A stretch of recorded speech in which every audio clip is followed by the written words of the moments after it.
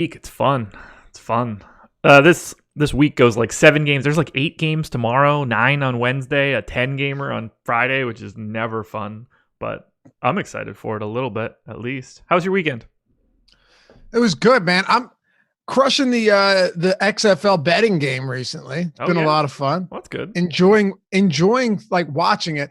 I bet 2 pretty heavy dogs outright on the money line and got wins. It's kind of a fun sport if you're paying attention to it, because the lines are still like, there's so much parity right now. So you really just don't. Let me give you an example. The DC Defenders crushed both opponents in weeks 1 and 2, got smoked in week 3 by a team that hadn't won a game. And then in week 4, yesterday, the 0-3 Vipers came in and shut them out like 25-0. So it's actually been a lot of fun to watch. I'm thoroughly enjoying it. And there's money to be made. And if that's the case, I'm in. Oh. Hey, man. Oh. Well, coming from someone that wouldn't pick a $20 bill off the ground, I'm not surprised that you have no. What, that I don't enjoy the XFL? Yeah, I'll be all right. I'll be all right. Anyway, welcome to the NBA DFS Strategy Show presented by Super Draft. Super Draft. We've got a 7-gamer. So very easy, manageable Monday. We could slide back in. We need it. I am Josh Engleman. Below me, Dave Loughran. I'm going to break down these 7 games. No, I will not. Don't knock it till you try it. I've got yesterday's, what in the world was it called? Sunday shoot around from DK on the screen. Chalk play, the day, 10-9. LeBron James, 49% owned, went for 7x. All the chalk at the top was at least like functionally okay. Beal was fine. Jeremy Grant was fine. Norm Powell was fine. Damian Lee, a little underperformance, but nothing murderous. Brandon Ingram was problematic. Derrick Rose, problematic. Did you play any NBA DFS yesterday? I don't play on Sundays, no. Okay. But betting on some XFL and betting on some NBA as well. I never sleep through it, of course. But from a DFS perspective, I don't have time on Sundays to put in the work. What about you? No, I did not play. I try to avoid the weekends, at least in general, especially at this time of the year. So the Sixers lost again. I would need to win out to win the bet, which is clearly not happening. They have now lost 8 straight road games. This is right. This is correct. So yeah, I have a 1% chance of winning. That happens 48 times out of the 5,000 times that I simmed it. Certainly not going to be doing that. So I have a nice shave appointment set for Thursday, and I'm gonna come into the strategy show on Thursday with just a mustache. And in a show of solidarity, I've decided I will not shave until you do shave. So I look like an animal.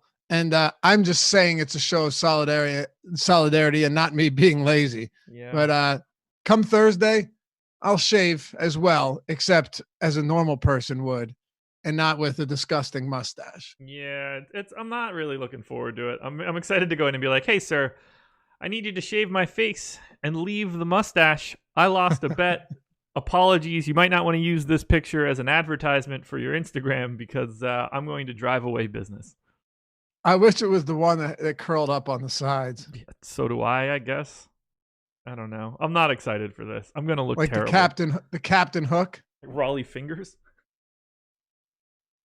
I'm not happy about this, man. It's better than the chip. But it's just, I'm going to look terrible.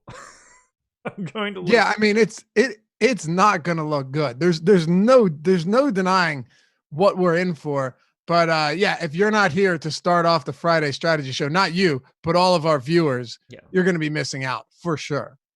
Yeah. I'm not on anything Thursday after the appointment. So Thursday at 1, I'm going to get a little pampered.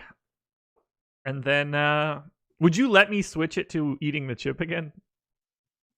No, okay. No chance. Yeah. I wouldn't do that. because I wouldn't want the pain, but I'm gonna look so dumb. I'm nervous. I have no concept of how quickly it will grow back in so that I stop looking stupid. That's my nerves right now. You mentioned to me though when you ate the chip, DJ Suave says make him eat 2 chips. That could be it. That could be something. But you had mentioned to me 2 weeks ago when we did the 1 chip challenge that you would much rather shave your face with a mustache than do the chip again. Why the sudden change in heart? Because I'm just thinking, like, I look at myself and I start thinking about how stupid I'm going to look and, like, how going out in the public's going to suck and seeing people I know is going to suck. Just self-quarantine. Plenty of people are doing it. I mean, I do that anyway, but... I was actually searching on Facebook to see if I could find a good picture to Photoshop a stash on, just a stash. You actually have some pictures where it looks like you have nothing but a mustache. I do? Yeah. So I wouldn't be too concerned about it. It seems like this has already been a thing, unbeknownst to you, of course. Yeah, not aware. It's not great. Yeah.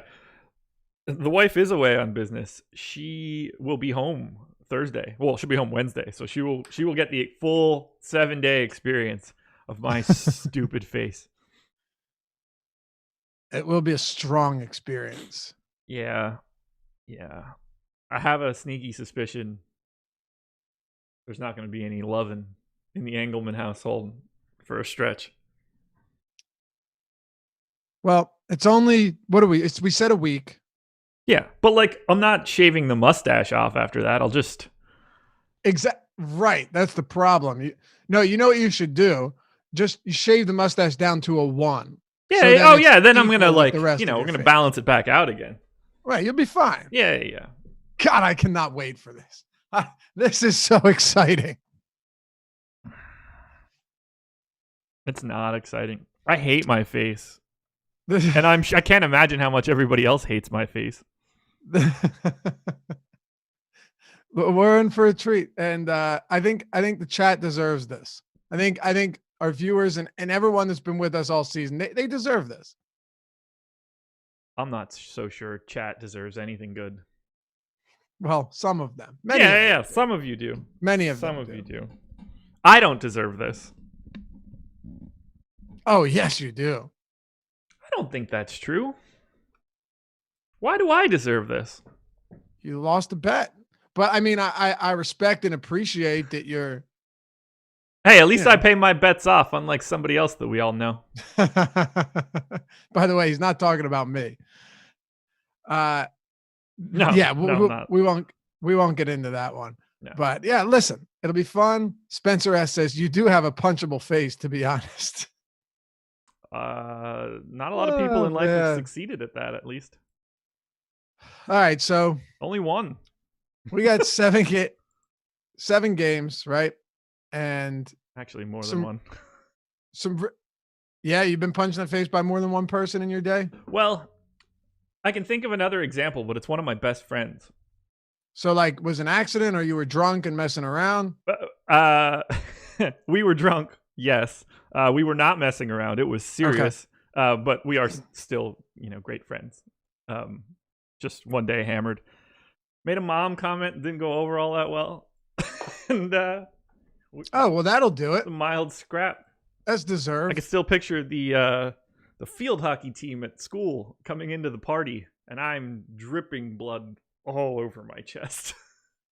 Oh, yeah, well, mom comments will do that. I had my jaw wired shut for 3 months. She was attractive. Ow, really? Yeah, oh yeah. I got rocked, and my bottom left teeth were aligned with my top right. Oh, it was bad. To be fair, I got snuck. My hands were in my pockets. Someone had never seen before walked up to me. I thought he was just going to say something, and he was like a monster. I was 17 years old. Dude was just huge. Laid me out. I stayed awake, but I hit the ground pretty hard. I woke up. I remember. Asleep. I get up. I remember asking my buddy if there was blood on my sweatshirt. And then I realized like my bite was so jacked up.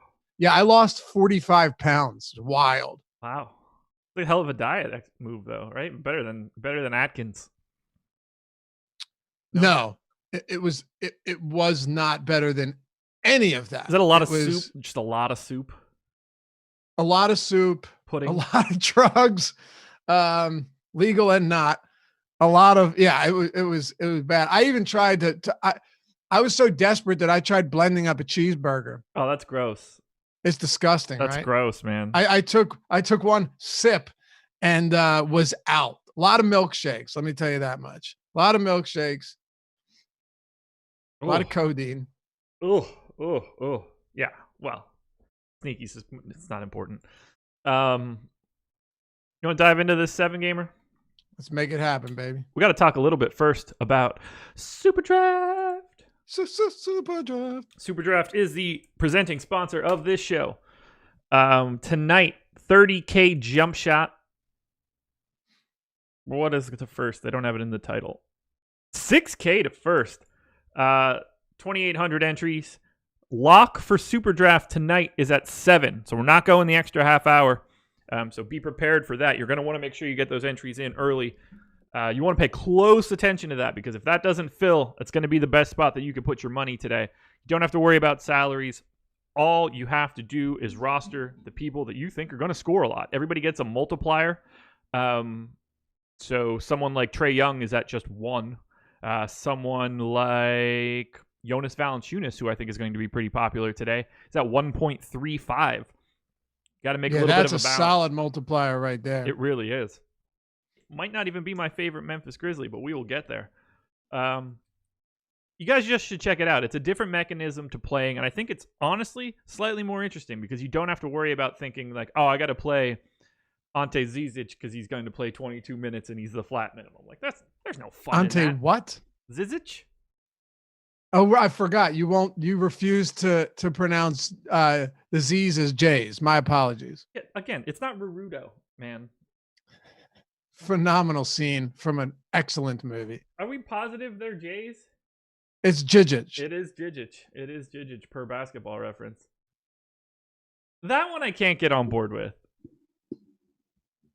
Just can't do it, huh? I'm not. So, okay. It is spelled Zizic, right? We're in agreement there, correct? Correct. If it's supposed to just sound like 2 J's, then when you're in America, it should just be 2 J's. English, that is not the sound of a J in the English language. So just make it a J. I hear you, but I mean, in the English language, pterodactyl starts with a P. Right. And other people might see that and find it very surprising. Right. I think that's stupid too. Okay, so now we just want to revamp the English language. I got you. It's not a revamp. We make things more complicated for people. No one.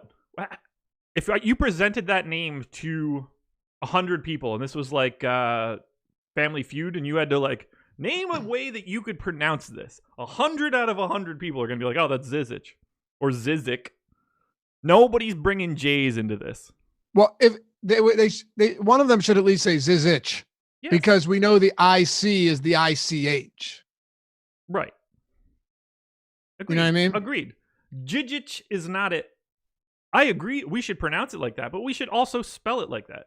This is not an American thing. We should spell things like in a better way. So you want it Jijich if we're talking real deal pronunciation. I mean, that's even better, but I can live with the IC at the end. But yes. We should spell things the way they sound to make life easier. Okay. All right. That's where I'm at. SMP 1993. I mean, we should absolutely revamp the English language. You've started a shitstorm in chat, man. I mean, what are you doing? What are you doing? I worked with a German guy whose name was pronounced Vivi, spelled wee wee. Right, like I would just change my name. I don't want anybody ever being like, "What's up, wee wee? What's up, Tinkle?" See if you're gonna get destroyed for that. Man, all these anti-American takes in chat. Ugh. Not cool. Seems like you're perpetuating a narrative, Josh, and people are taking bites out of that one. Not a fan. Let's get started. This has nothing to do with America. The American language should. I blame us. We are the problem here. All right, let's get started. I'm not blaming wherever Jijij is from. I blame us. He was born in America. We should also have the metric system, but that's neither here nor there. Cleveland Cavaliers, Utah Jazz. 8.5-point favorites in Cleveland are the Jazz. Cavs going to be without... What's that dude's name? Darius Garland. Whew, God, he's so bad that I forget. He's going to be without Darius Garland, going to be without Tristan Thompson. So unfortunately for us right now, we are going to have to pay close attention to a Cleveland Cavs team that has the lowest implied total on the slate. We got to look at Larry Nance. We've got to look at Kevin Porter. We've got to look at Andre Drummond, who is 7,600 on FanDuel. I have not mentioned Kevin Love, but he is certainly in play. I'm not the biggest Colin Sexton guy in the world. He is very much in play. Cedi Osman with a C. Chetty, but sure. Yeah. No, I think it's Cedi. Oh, you're probably right. I'm just making shit up. No, you're right. You're right. Right. Yeah. So he should be Jedi Osman, like he's from Star Wars. Anyway, haven't even mentioned him. Could play more minutes. What do we do with Cleveland against Utah today? Because unfortunately, they are going to need to be rostered probably more than we're comfortable with. All right. Well, I'll tell you this much. Number one, there are a bunch of games on this slate that are wildly appealing. Okay. And when you're looking at just totals, just to set this up a little bit, there are two of them that jump out at you right away that we're going to spend a lot of time talking about. And then there are a couple others that are only appealing because players are doubtful or out. Yeah. This one with the lowest total on the slate, 8.5-point spread. In Cleveland Cavaliers, as you so nicely pointed out, 105.3 implied is the lowest on the slate. It's going to be a difficult one for me to get to. Now, here's the thing. You talk about we have to look at this player and this player and this player. Well, when prices get low enough, sure. And Utah, very strange team. They've just been on wild win streaks from a lot of wins in a row to losses losses in a row to wins to losses. There's been no cohesion. I swear I feel like this team has completely lost its identity. That said, I still think they come into this game and win with relative ease. But there isn't a ton that I like here. I don't want to pay $6K for Colin Sexton. But the problem, okay, so let's start here because I don't want to keep talking in circles. Let's start here. Darius Garland is out, right? Tristan Thompson is out. Let's talk about the effect that has and who it affects most. And even with those effects, is it enough to really like these Cleveland players? I think so. Okay. Right? Now, Like, let's Drummond's talk about just why. good. Sorry? Andre Drummond's just good. Like, from Correct. a fantasy perspective. The only reason we weren't playing him is because we didn't think he would get enough minutes to be worth it. Yeah, and with Thompson out, you had to think that he would get back up. I mentioned it on Sirius the other day on Saturday. Like, you had no choice but at 7,200 to play Andre Drummond. You did not have a choice. And he came through in a big way. He played 36 minutes. I think you're right here. And another thing, too, take this for what it's worth, but oddly enough, and I don't know what it is, Rudy Gobert's rebounding totals have fallen through the floor recently. You're talking about a guy that averages 14 per game. He has not found double-digit rebounds now in 4 straight games. Very odd stuff, Josh. 0.97 FanDuel points per minute for Rudy Gobert over his last 30 days. That's 2.5 points, 0.25 points per minute below my baseline for him. He struggled. It's bad. And I wondered to myself, like, against Houston, how much of that could have been the fact that seriously, they're jacking up 33s a game and the rebounds are just coming far away from the basket, right? But in other spots, you can't really make that excuse. Like Boston and Phoenix, sure, but not really. Washington, I'm not so sure what to make of it, but if with Thompson out, if Drummond, if you're getting, let's just say 34 minutes at 8K on this team, you have to like him. Yeah. But Drummond was I was less talking about Drummond and more the other guys here. Sure. Because we know that Thompson out massively influences not all Drummond's minutes. And that's what we care about. Forget about the on off. They're not playing together anyway. It's the minutes. We know that he's going from 25, which is what he was seeing under Bickerstaff, to probably 34 plus. He played 36 last time. But what does Darius Garland really do for everyone else? And that's kind of what I want to drill down. Yeah. The interesting piece for this is that I don't think that any of the guys that are getting the additional minutes are bad. It's not as if we're like, who would be a good example? So it's not like we're getting, and Royce O'Neal is a weird example for this, but it's not like he's being pressed into action as like a 0.7 guy. Kevin Porter has been a 0.9 fantasy point per minute guy. Larry Nance is like a fantasy point per minute guy. Colin Sexton's like a 0.9 guy. Kevin Love's like a 1.1.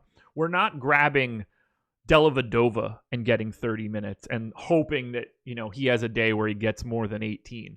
All of these guys on a per minute basis are pretty efficient, and I'm expecting all of them to play at least 28 minutes. I've got Porter at 34 right now. I'm going to have a really hard time getting away from these guys. I'm a little nervous about my projection for Larry Nance, but at the same time, I'm still not even over a fantasy point per minute. I've got Nance as my number one power forward. Andre Drummond as my number one center. Those are both on FanDuel. Porter, Sexton, and Love, all top 6 at their position. I just can't get away from these guys. Love on DK for 7K is probably the guy that I need the least of. But in terms of even if we open up a lot of value today, I don't think guys like Porter or Nance or Drummond go anywhere. They just become even better options. So who are your favorite plays on Cleveland? Andre Drummond, I'm assuming, being number one. Yeah. No? Well, okay. So Drummond on FanDuel makes it ridiculous. He's 7,600. Yeah, it's just stupid. So that kind of skews it. Do you prefer Porter or Nance? It is a difficult question because the minutes have been there for Larry Nance for the most part, but they've also been a little bit more erratic than Porter. I think with what Bickerstaff is aiming to do here, he's clearly looking to get a lot of these young guys minutes. I'm giving Porter another 31 minutes today. And with that being the case, I'm going Porter over Larry Nance. On DraftKings, Porter is 4,900. Nance is 52. So you're still getting a slight discount there as well. I think Nance is a little bit more of a reliable fantasy producer, but I can't really rely on his minutes to be there night in and night out. Whereas I think Porter's pretty safe in that respect. I'm going to lean Nance, and I hate it. But if I wouldn't Porter could play 40 minutes today. He's taken over the role. He really could. Of Chetty, soaking it all up. Whereas Larry Nance, if you get 28 minutes, you're happy. Yes. And if he somehow plays 22, I'm going to be like, okay, fine. Of course they do. Right. Do you like Love on DraftKings at 7K? I don't. Well, I'll say it like this. If I'm going to play Kevin Love, he needs to be around this price point, right? We've seen all season long that he's never going to justify an 8K price point. And he was up there not long ago, actually. In February, he was up at 8K. If this game devolves into a blowout, Kevin Love's the first guy off the court. You can't really project for that, but this is a bad basketball team nonetheless. The issue I have with them, and I'd be interested to get your take on this. The issue that I have with Kevin Love isn't even the minutes, right? It's not anything outside of this. His usage has been very concerning. Now, to start the season, it wasn't as high as you would have liked to have seen. But his usage, in large part, since the start of February, his usage sits at 22%, which isn't horrible. but even more so recently, it's been a lot less appealing. It can be deceiving if you're just looking at field goal attempts, Josh, because he is getting to the line a little bit, but I don't rely on him to really get those immense opportunities like we've seen in the past, even with this Cleveland team. So, and Andre Drummond's a much higher usage player than Tristan Thompson. How do you project Kevin Love for more than 21 or so % usage against a good Utah defense? I don't have him much higher than that. I think it's a little bit easier for him to get some shots now that Garland is out. He just sort of asserts himself as older guy. But he's my least favorite play from Cleveland. On DraftKings, at least. Okay. Actually, on both sites, probably. Who is your favorite Cav from DraftKings? How much Colin Sexton are you looking at? He's $6K on DraftKings. On FanDuel, a little bit more palatable at 5,500. So he is my 5th point guard on FanDuel, and he's 41st overall on DraftKings. So probably not a lot on DK, and something in like that 15% range on FanDuel. Okay. Who's your favorite Cav on DraftKings? Oh, it's still Drummond. Okay. I mean, I'm not opposed to Porter because, like you said, he could play huge minutes in this game. And look, could it stay close? I'm sure it could. At least they're at home. But Andre Drummond without Tristan Thompson, when you take all of the injuries on this team and you put them into perspective, nobody benefits more than Andre Drummond. Right. Agreed. 100% agreed. And if let's put it this way, if Tristan Thompson had been out for 6 games now, Drummond's probably up to 10K again. Yeah. There's no reason that he shouldn't be exactly what he was for the Pistons. I made the mention earlier today. This is basically like just putting him back on the Pistons, but having Blake Griffin healthy. And even that's sort of like aggressive because Kevin Love doesn't appear to be Kevin Love anymore. Yeah, lower usage of Blake Griffin, but old Kevin Love. Let's just assume old Kevin Love. It's like putting him back on the Pistons and giving Christian Wood 30 minutes next to him. That's a good point. Yeah. All right. On the Jazz side, this is 4 guys for me, and that's it. Gobert, Mitchell, Conley, Boyan. Oh, that's it, huh? Yeah. No Clarkson, no Ingles, no O'Neal. Ingles just been so bad over the past 30 days. Yeah, it's been really rough. Nobody's standing out as like, I love it. Outside of $5,400 on DraftKings Conley, and I'm tired of taking that beating. The whole team's been pretty underwhelming. Yes. Like they all have good games, but it feels like you're trading off decent performances. It's really hard to trust a lot of these guys. Slow paced game. Obviously not a defense that is going to limit efficiency in Cleveland, but we already know that Quinn Snyder had discussed the idea of taking Conley out of the starting lineup. Yeah. I mean, that's how rough some of these games have been from him.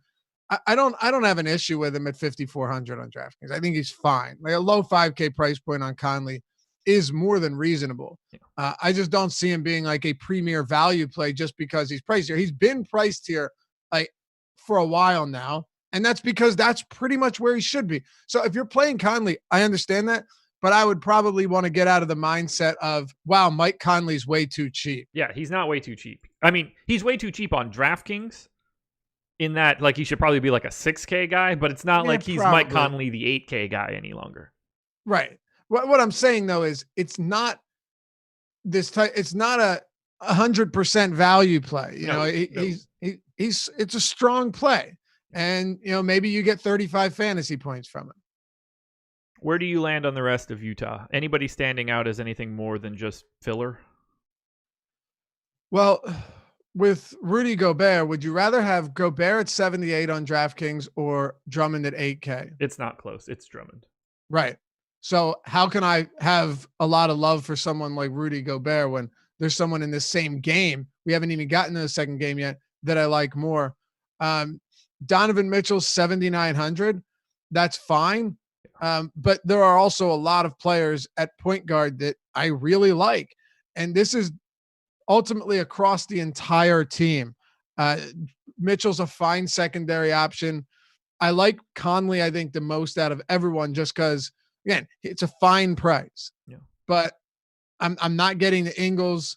I don't see myself getting to a ton of Bojan Bogdanovic, but sub 6K, I'm fine with that because I got him in for 34 minutes and that's enough. But yeah, it's with Mitchell, sub 8K is fine, but it's not great. And I really like some point guards, shooting guards as well that we're going to get to shortly. I would have Mitchell slightly ahead of everybody else other than that Conley on DK price. But these are all guys that I'm going to have in the, 10%-ish range. No one from Utah stands out as like, I need to have this guy no matter what. Oh, this next It's a game. really weird game because you don't love running out a bunch of Cavs in any matchup. No. And now you're running them out there against the Utah Jazz. So it's not a whole lot of fun. I'll say this much though. The Utah Jazz over the last month ranked 27th in defensive rating. They've been 1% worse than average on a per possession basis, just looking at fantasy scoring. Yeah, they have struggled, man. Yeah. Like defensive.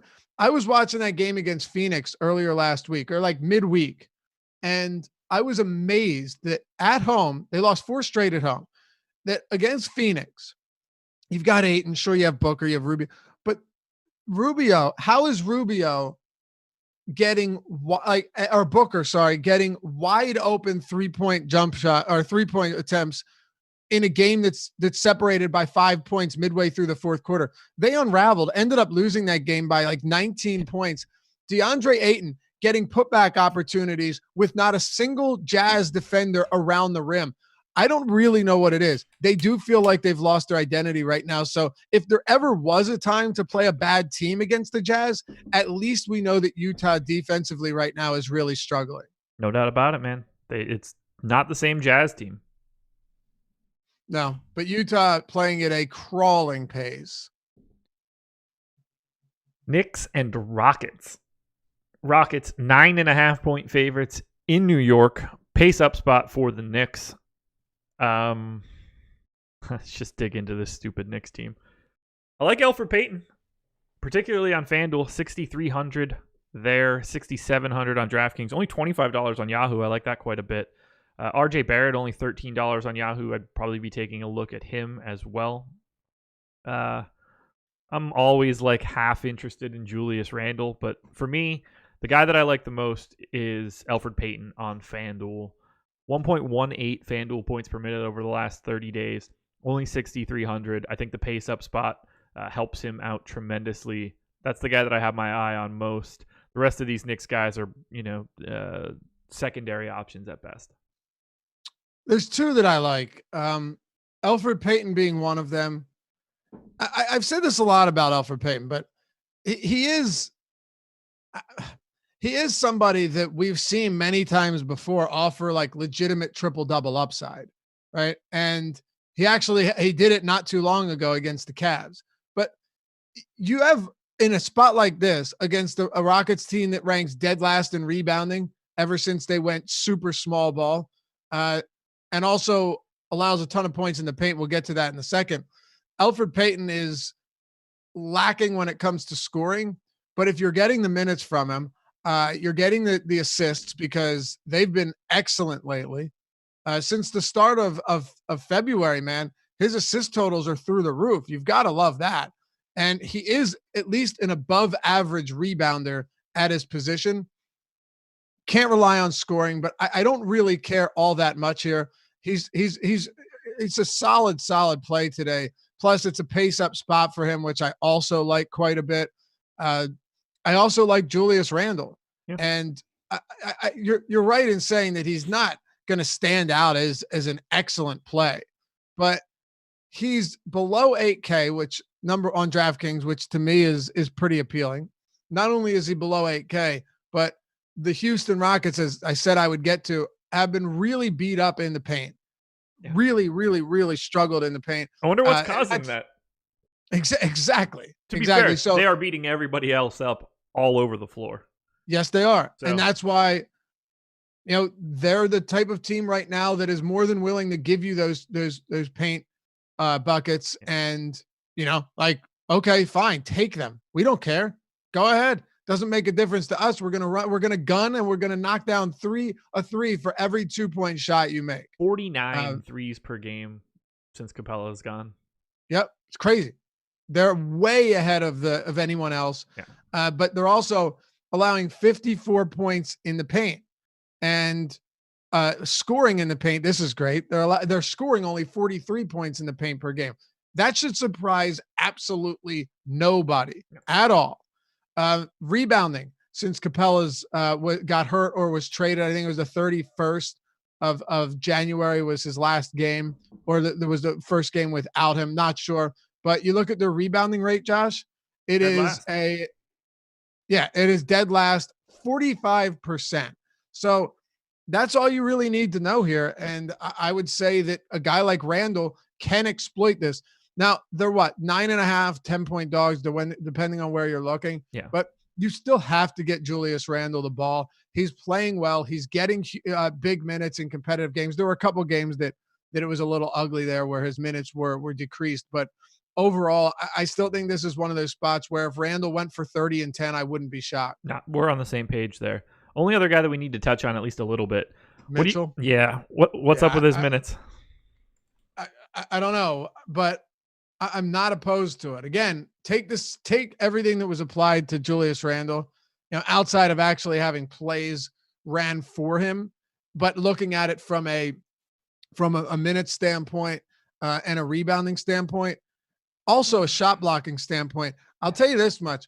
When Westbrook's driving to the rim 116 times per game, it is going to give good shot blockers good shot blocking opportunities. Or 2 quick fouls. Or two, yeah, that's fair. But the thing is, it doesn't even matter with Robinson. He finds ways to foul in any situation. So, you know what I mean? If he's going to get in trouble, it's going to happen one way or another. So I'm a little bit less concerned about that. Could it get ugly? Yeah, absolutely. But I gave him 26 minutes. He's been 29, 31, and 30 in his last 3. You gave him how many? Sorry, 26. Yep, that sounds fair. Okay. The Rockets, even though they're attempting a lot of threes, are still being blocked at a middle of the road, 5th or 14th most in the league. So it is a spot where Mitchell Robinson could come through with solid numbers. Yeah. It's just a very volatile spot. We can't get away from that, and nobody would deny that. But again, if this is a spot where he had, I don't know, 20 and 12, it wouldn't shock me. If the big thing here, Josh, is New York has to keep it close, or at least some relatively close for guys like Randall and Payton and Robinson to give you good numbers. But if they do, and it's just close enough to keep your starters in, and all these guys play around or more than 30 minutes against the fast-paced Rockets, against the Rockets team that is killing you on threes but doesn't care about rebounding, doesn't care about really anything else,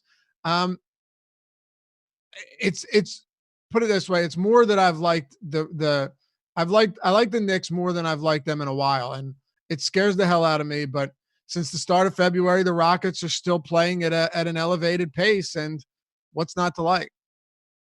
On the Houston side, this is pretty much just 2 people, Harden and Westbrook, both over 10K on both sites. I've got a slight lean towards James Harden. If you want to get to Daniel House on DK at 3,600, I guess I understand, but for me, it's Harden and Westbrook, and I prefer Harden. Okay. Hard to not a lot. I don't have a lot of like takes for Houston. Harden woke the beast named Giannis Antetokounmpo. Why? Because he's unskilled. Yeah, and then Giannis is like, all right, I'll go drop 40 and 20. Yeah, but I mean, sure, it was against Charlotte, but either way, Westbrook's just been so good. Yeah, man, I think Westbrook's underpriced here. I really do. I mean, James Harden, a 10th of a fantasy point ahead of Russell Westbrook over the last 30 days on a per minute basis. Harden's over Westbrook, you said? He is. Okay. Yeah, I mean, it doesn't surprise me, but Westbrook is $10,000 on DraftKings. Basically, the Rockets, and you and I have talked about this a lot, but the Rockets are just saying, all right, we're going to open everything up. Russ, don't worry about taking threes. We prefer you don't. If you want to take a couple, fine, go ahead. But don't worry about it. You're going to drive to the rim and we're going to clear everything out for you. It's working to perfection. It really is. They just went into TD Garden, beat up on Boston, smoked Memphis, ran away with it at the end against Utah. They're I think they're 20-2 or 20-3 since Capella went down and was traded.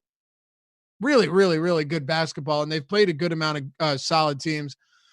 So Harden is 10-5 on DraftKings. Westbrook is 10K.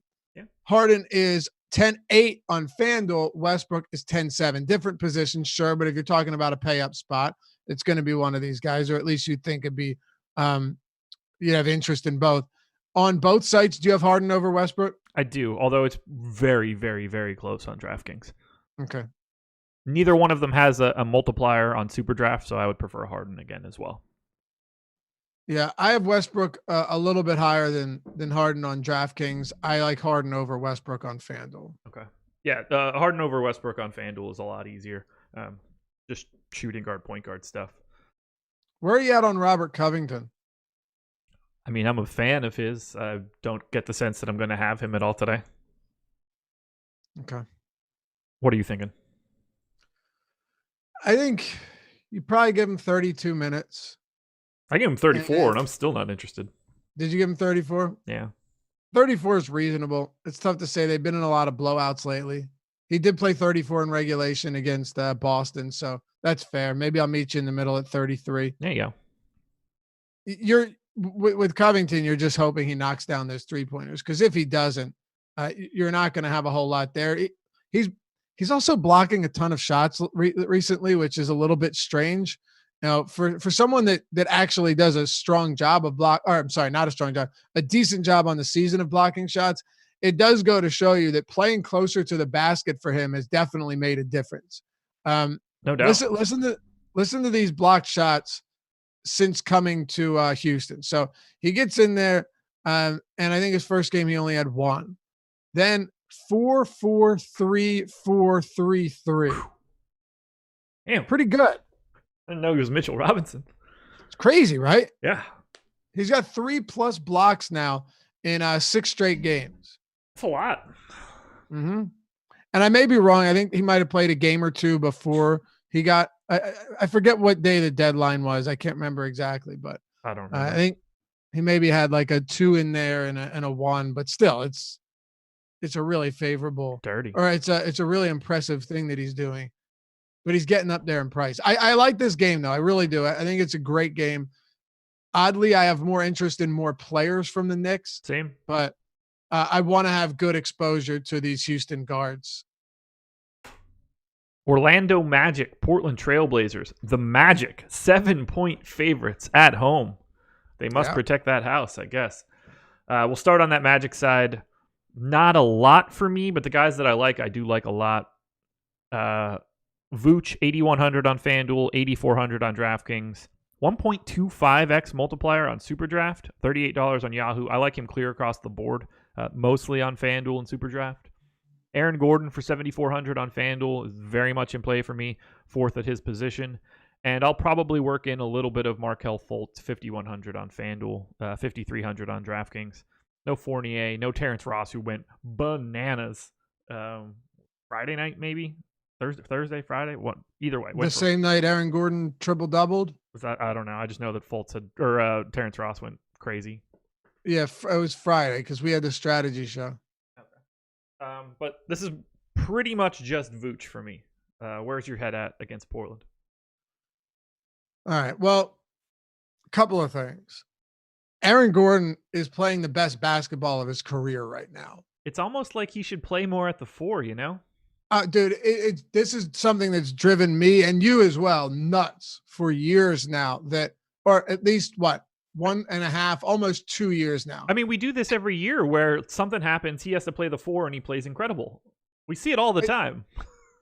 Putting him at the 3 makes no sense. And you know what? If this was something that you envisioned being an issue during the draft, maybe you shouldn't have drafted Jonathan Isaac. Because maybe you shouldn't have drafted Mo Bamba. Well, yeah, but it's not to say they can't coexist. But Aaron Gordon can't maximize his potential at the 3. He never will. That's just not the type of player he is. Nope. But he's been great. Even last game where he struggled, he attempted only 5 shots. Very strange.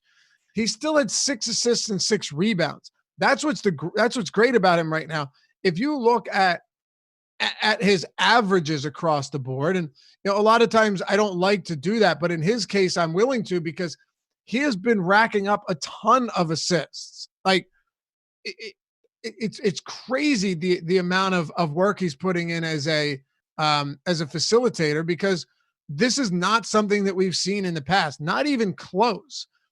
Take him over the last month, and who would have thought that he's averaging? Sorry, let me refresh this. I got him at 1.15 FanDuel points per minute over the last 30 days. My baseline for him is 1 flat, so 0.15 to the good. Okay, so he's also averaging potential assists 10.6. Yeah. That's crazy. Yeah. That's ahead of everyone but Markelle Fultz. That makes a player like Aaron Gordon a lot more valuable. Hell yeah. And it is a question of whether or not you want to pay for him. But let's not ignore, this is a bad Portland defense right now. Like you said, 7-point dogs on the road. Pace of play has come down a little bit, but they're still above 100 per 48. The big thing, though, is over the last month, Portland Trailblazers defensive rating ranks 28th, ahead of only the Bulls and the Atlanta Hawks. I'm not opposed to getting some Aaron Gordon here. I liked him on Friday, and I like him again today, but not a priority. Just if Aaron Gordon was 7,500, I would love him. Yeah, above 8K, I don't have any interest on DraftKings. I like him a lot on FanDuel. Yeah, exactly. That's what I'm saying. On DraftKings, if he was 7,400 or so, mid 7, even 75, 76, I'd probably still have interest. He is 7,400 on FanDuel, and that makes him a lot more appealing. I wish he was cheaper on DraftKings because I love this spot, Josh. Oh, it's as good as it gets. Carmelo Anthony's not going to slow him down. No, certainly isn't. I'll probably get a steady diet of Trevor Ariza. Thoughts on Vooch or anybody else that stands out to you from the Magic? I like Nikola Vucevic.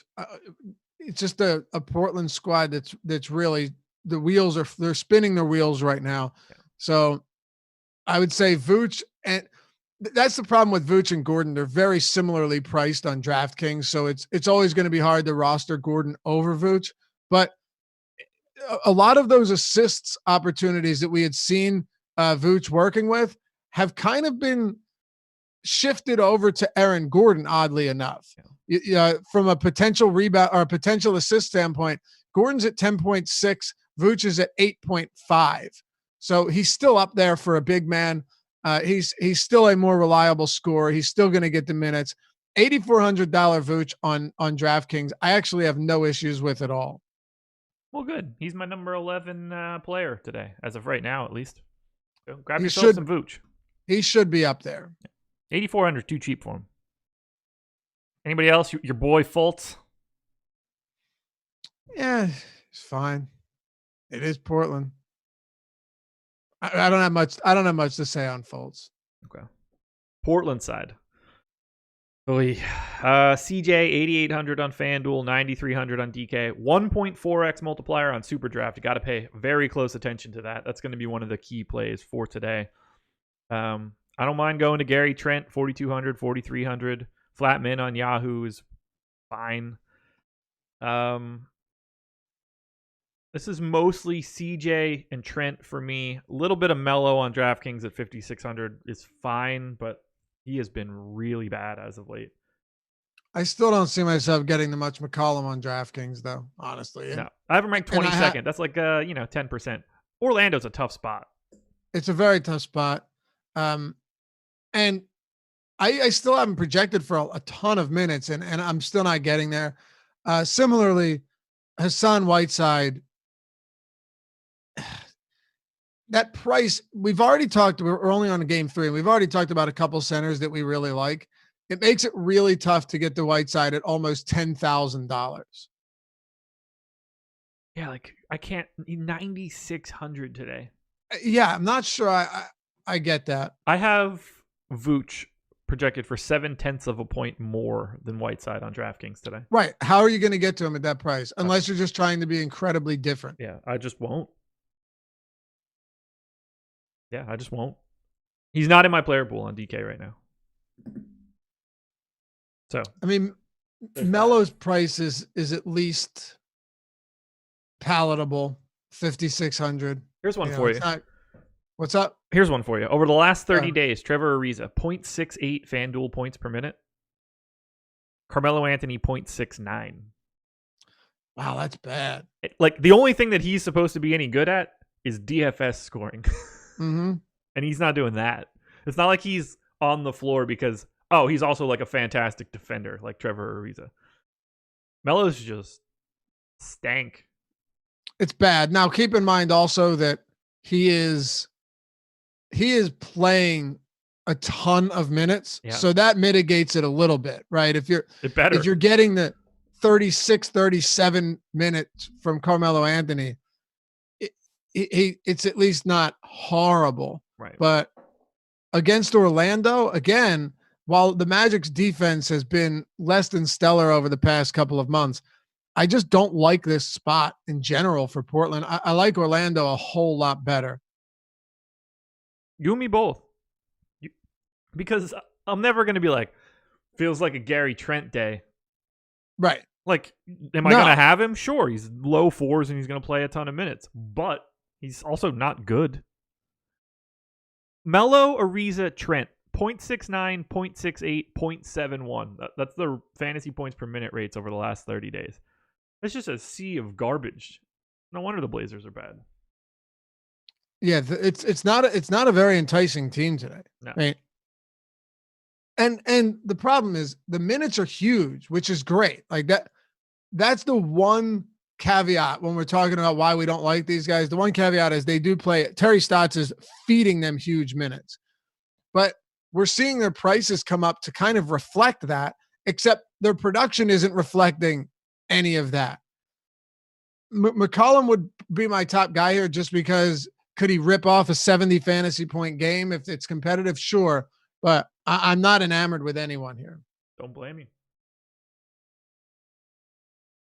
One more game before we take a quick break. Atlanta Hawks, Memphis Grizzlies. This one's the big one.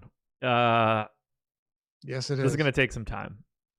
Hawks, 2-point favorites at home against the Grizz. This is the highest total game on the slate by miles and miles. This is the highest implied total of the day for the Hawks, third highest for the Grizzlies. We'll start on the Atlanta side. They play again later this week, I think, too. Oh, boy. We might be without Cam Reddish today. We'll see. Q-tag on him. I have 5 guys in my player pool from Atlanta. This is going to be a fast game. Memphis's defense with Jaren Jackson gone has been not fantastic. I had Trae Young in my contenders for today. He's 9,900 on FanDuel, my number 2 point guard. Kevin Huerter is my number 2 shooting guard. John Collins is my number 3 power forward. I'm going to get to Cam Reddish. I'm going to get to DeAndre Hunter. I don't know how you avoid these guys. It's really crazy. But Trae Young on FanDuel at 9,900 is what I like the most out of anything in this game. Where does your eye go when you start looking at the Hawks for today? Dude, I still like Trae Young at 10-4 on DraftKings, and he's sandwiched in between Harden and Westbrook. Oh, he's still my favorite Hawk on DK, too. That should tell you all you need to know. Yeah. And it is a really appealing spot here. Not to mention, I know Memphis came in and upset the Lakers at home. I get that. But I can tell you this much. They're still a team that when I watch them play, they are completely out of sync. And it does not help that they're down, one of their best defenders, a solid, forward rim protector as well in Jaren Jackson, just in terms of being able to really limit players in transition on the break. They don't have anybody that can do that now. He really complemented Joval nicely when you think about their style of play. And Brandon Clark being out, he would have been your primary backup to get those spot starts. I'm really a fan of Atlanta today, and The total, what did you say it was? 239.5? I have 240. It's up to 240. I have 239.5 in my sheet right now. Okay, yeah, so we're up to 240.5 now. I wouldn't be surprised if it keeps climbing. This also, by the way, feels like one of those games that ends up going well under the total. Just saying. Yeah. Or it's one of those games that are highly variant because these guys can go out and just chuck and miss. Right. Well, I'm saying neither of them are particularly good teams, so I wouldn't be shocked that even if you're playing at a fast pace, you just are missing a ton of shots. Yeah, they're going to be heaving, that's for sure. It's neither here nor there. It doesn't even matter. Like when you've got a total like this between two, I want to say bad teams, but I know Memphis is holding on to an 8th seed. Fine, I'll give them that. Let's say two fast-paced teams, because Memphis defensively actually hasn't been bad lately. They really haven't. But a lot of that changes without Jackson. Trae Young, across the board, phenomenal play. We'll get to Memphis in a second. There's a lot there as well. Yeah. Kevin Huerter is $5,700 on DraftKings. $5K on FanDuel is thumbs up. Yes, for sure. DraftKings, you gotta stop and pause there for a moment. Not a top play for me, but I want to talk about. Cam Reddish, by the way, is too cheap. Assuming you're giving him 30 minutes, 31 minutes. John Collins is almost 9K now, and we're seeing a lot of these power forward / center guys fall into this area on DraftKings recently. Gordon being one of them. Randall's come down. Sabonis is up there. But John Collins is 8,900. Okay, outside of Giannis, he's the most expensive power forward on the slate. But now he goes up against the Memphis team, who is depleted in their front court, especially in terms of depth. Do you like John Collins at this price? Not 8,900 on DK. 8,600 on FanDuel for a power forward is tasty to me. But no, he's 43rd. On DraftKings for me today, so He's not a guy that I'm going to get to all that much. I gave him 36 minutes too. Okay, I think that's fair. Yeah, but if I'm giving him 36 minutes, I'm probably going to get more than you are. GPP goal at 8,900 today is 60. It's a big number. Yeah, it's big, but not unattainable in this spot. No, I mean, this is about as good as it's going to get for him. He's got 50 plus in 4 of his last 10, 60 plus in 2 of his last 10. Point just to say that it's not crazy to think that Collins can do that. I'll say this. He's my least favorite Hawk of anybody that's going to get played. Do you like him more than okay? Is Huerter in your lineup on DraftKings? He is before. Or I'm sorry, in your player pool? Yeah, ahead of Collins. Okay.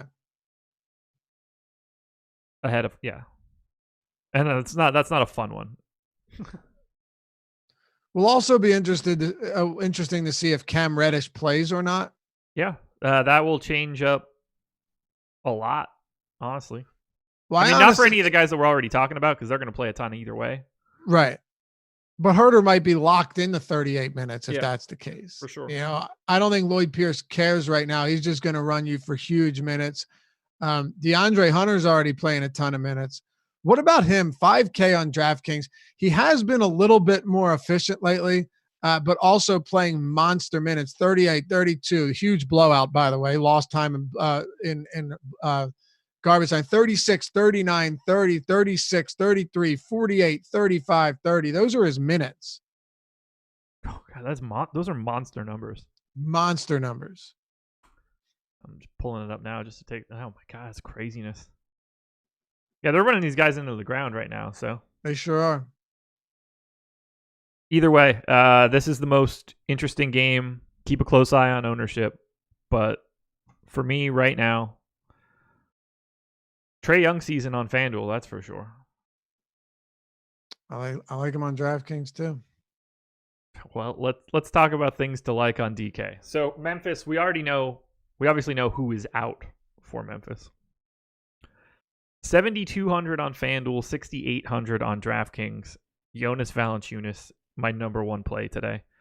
Ja Morant, 6,900 on FanDuel, 7,200 on DraftKings. I believe he's second, could be third. $3,900 Josh Jackson on FanDuel is appealing to me. $5,300 Dylan Brooks on DraftKings is very appealing to me. Kyle Anderson's in play. D'Anthony Melton's in play. Gorgeous Dong might even be in play. He's not, but like he's could be. Hell, $3,200 Tyus Jones isn't crazy, given where value is.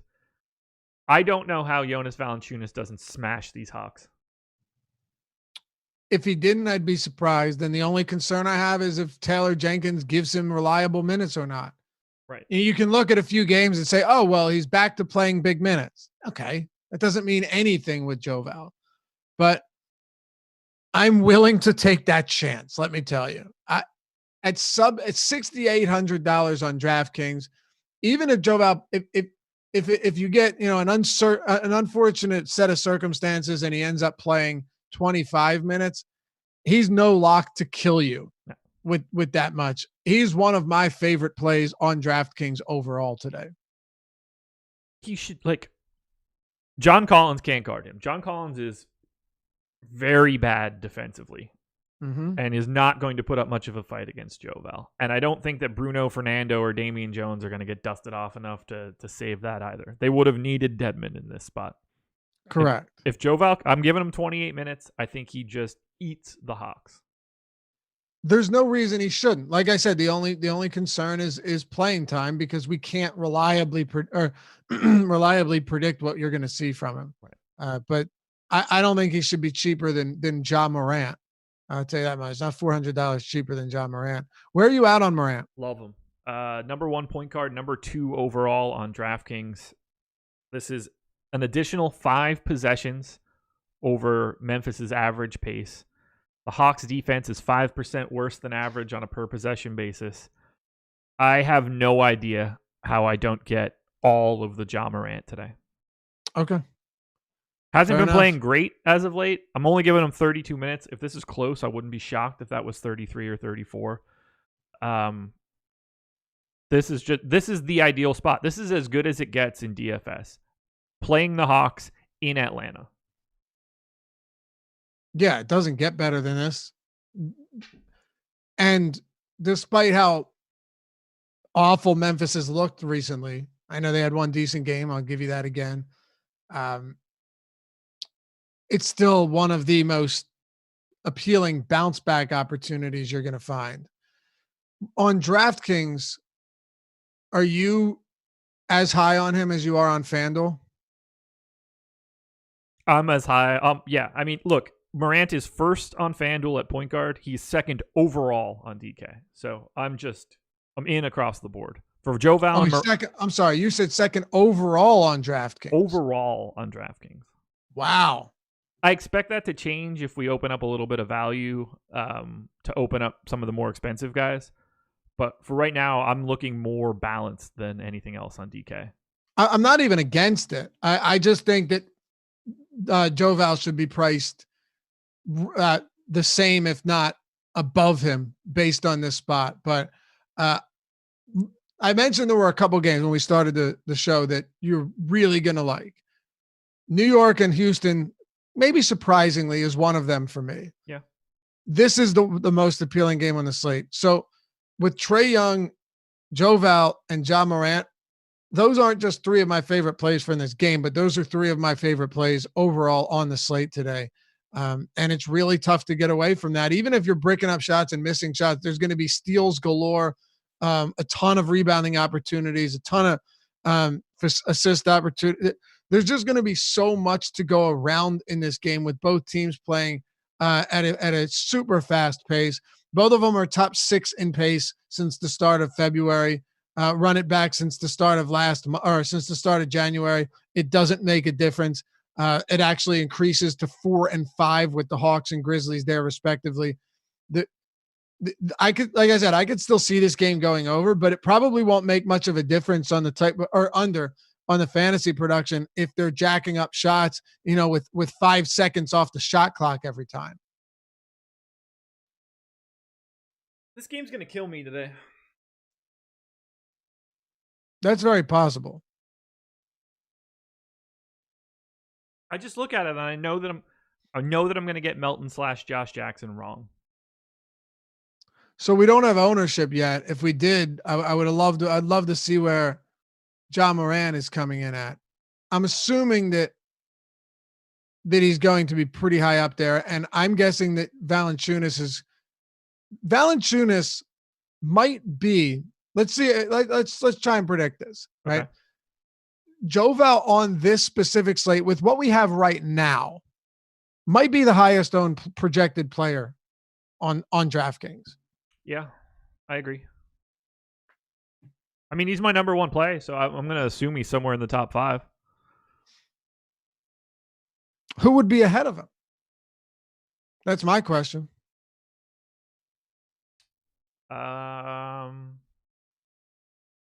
Conley, maybe. Maybe. But there's nobody that you can confidently say is going to be more popular than Joval right now. Nope, not at all. Not at all. I would expect him to be near the top, if not the top. Correct. And I feel like a similar way about Dylan Brooks. I feel a similar way about Kyle Anderson, DeAnthony Melton, Josh Jackson. I don't know how we get away from these guys. Groups will be essential for this team.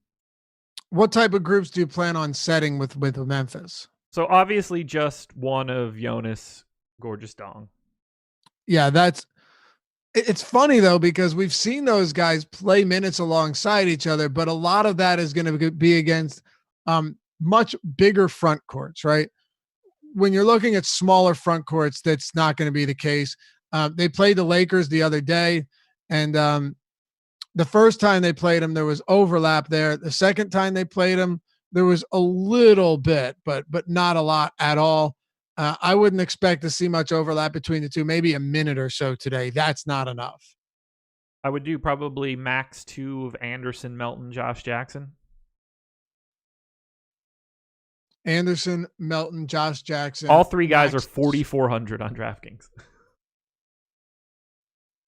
Yeah, there's no way I want all 3 of them in the lineup together. Just no way whatsoever. What about Dylan Brooks? I think you could play him no matter who else is in your lineup. Okay. Dylan Brooks is going to be a part of everything that they do.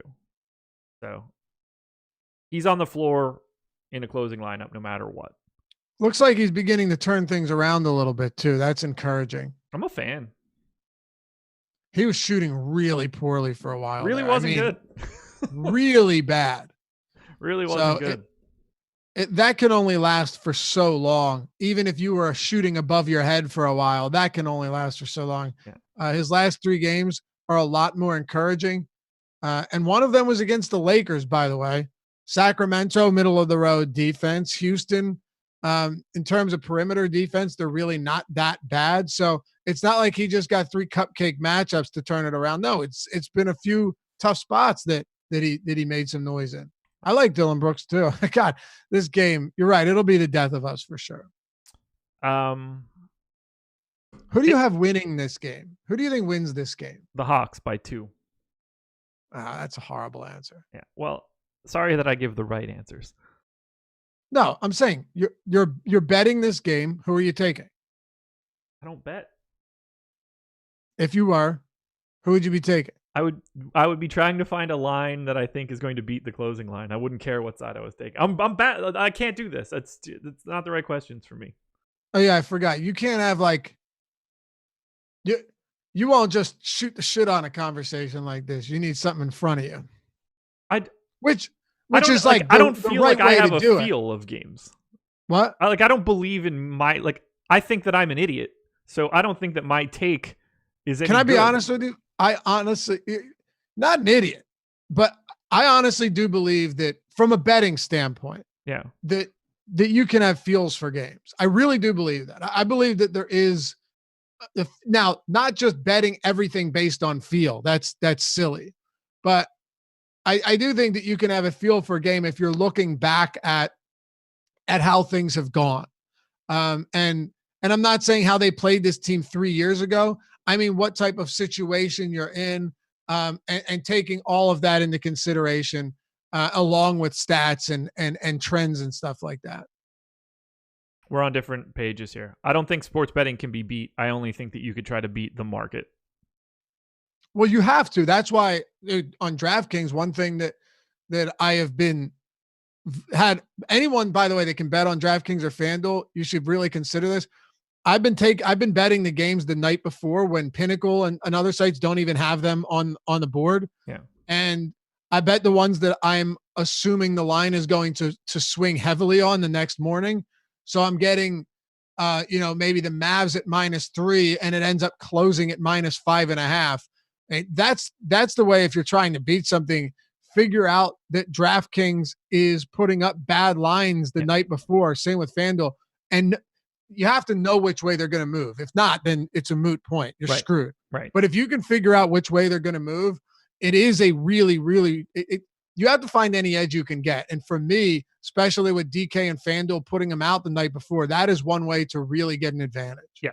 So that's the only thing that I think that anybody can do is I do it literally every single night. But like I said, there's still somewhat of a feel there for which way it's going to go.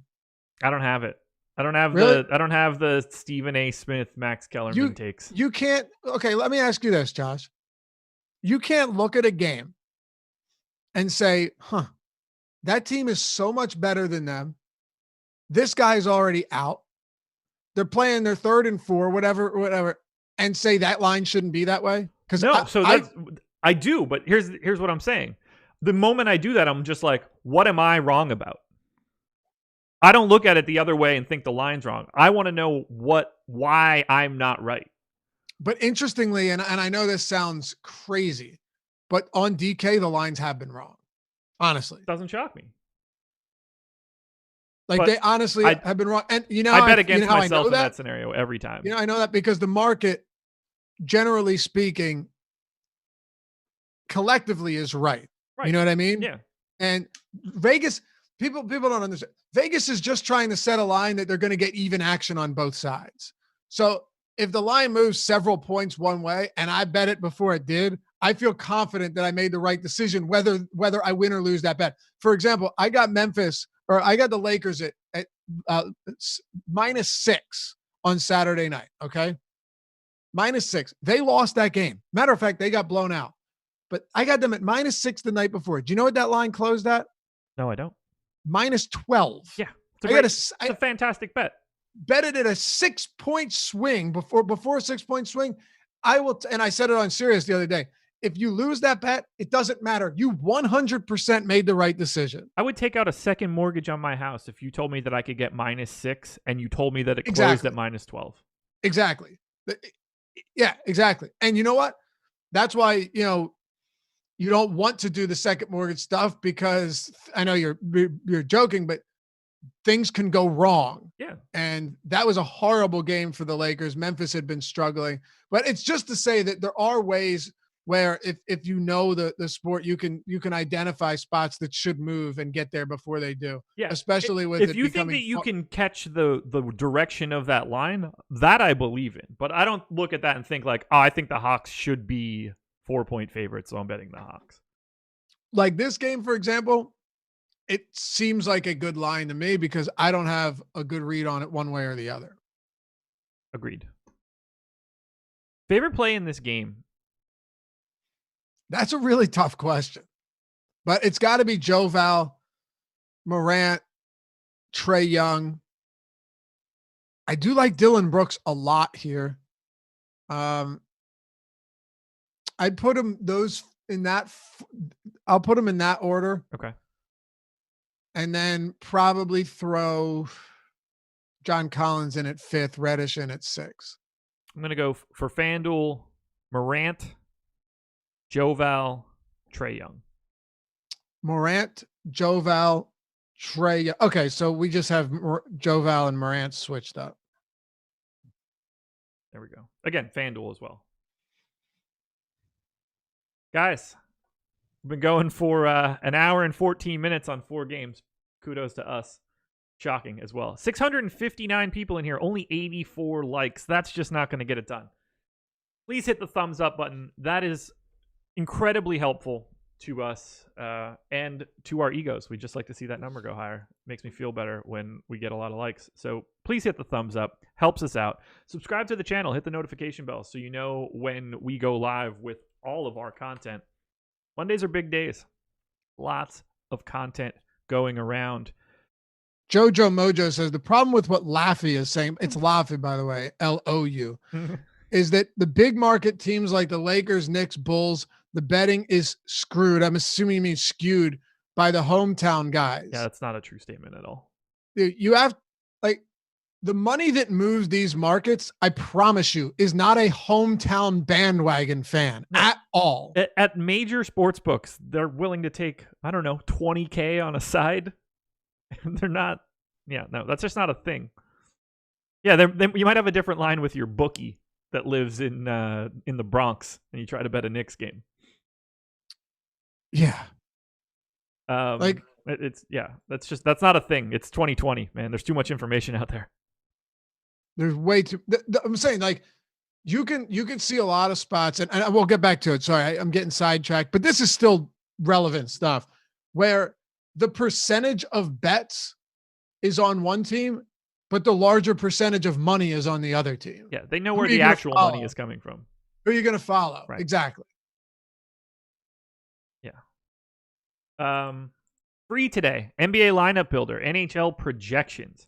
Got a lot of shows coming up today too. 3 p.m. we'll have the PGA First Look show. Ben Ross, Sal Vetri, Jeff Ulrich. We'll have the NHL Strategy show at 4 with Jake Hari. Osmo will have his game plan stream at 4 p.m. as well. That is behind the paywall. Deeper Dive. Lofty will be back with Adam for today. And I will be back 6 p.m. live before lock with Chris Spags. No additional half hour for you guys. We're done at 7. Love it. It's going to be a big day. A lot of DFS content for today. For sure. 3 games to go, and they taper off a bit after that Hawks-Grizzlies game. In particular, Miami Heat, Milwaukee Bucks. Massive pace up spot for Miami, but terribly difficult defensive team for the Bucks.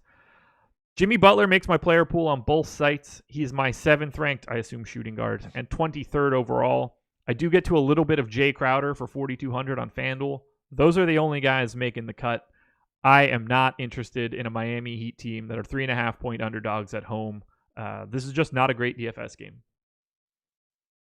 I don't like it whatsoever. Yeah. And it should be a very fun game to watch, for one. I don't know about you, but it's an exciting game between two good teams. But the total let me throw this back to you and ask you this. With Giannis we just talked about, this is our 5th game, right? Yeah, unfortunately. We talked about Harden and Trae Young and Westbrook and a few mid-range guys as well. We'll get to a few more. Giannis is 11-4 on DraftKings, so he's $900 more expensive than the next closest player.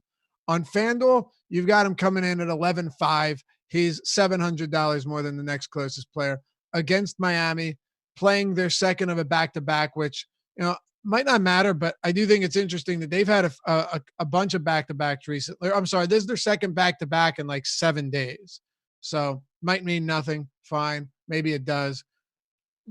Does Giannis warrant the price tag, which normally is always yes, but on this slate where there's an incredible amount of good plays, and we haven't gotten to all of them yet, Josh, is it worth getting to Giannis? Not really. I mean, tale of two sides. It's always different on FanDuel because you have to roster 2 small forwards. Correct. So he is always in play on FanDuel. Just because you come to a point where raw points matter since you have to have 2 at each spot. So he's in play there. On DraftKings, he ranks 37th for me. That's probably like a 5%er. Okay. Sounds about right to me. It doesn't matter what game or what matchup he's in. He can destroy you. And I do love the fact that this game should be very competitive. So that's the only spot I'm having trouble with. They're 3-point favorites.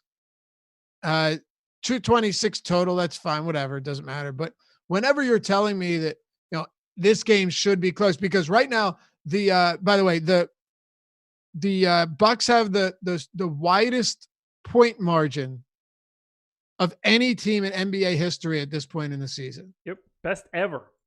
Best ever in NBA history, ever. Why is that important? Well, because it means that he's had so many games where he hasn't needed to play big minutes. But check this out. His last 10, 31, 33, 35, 34.